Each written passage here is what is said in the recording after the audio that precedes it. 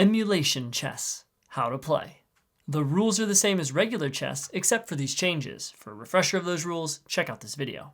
Pieces do not move based on their type, but rather based on any piece from either player that is adjacent to it.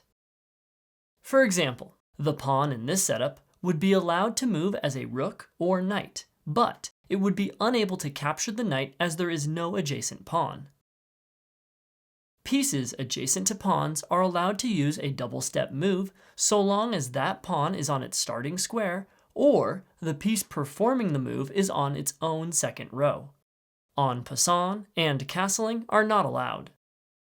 Pawns promote like normal when reaching the back row, even if they used a non-pawn move to get there. Pieces that are not adjacent to other pieces may not move, but they can still be captured. If all your pieces are isolated and unable to move, then you stalemate and you lose the game. Kings are allowed to check enemy kings, so long as they aren't attacked back. The first player to checkmate or stalemate their opponent wins.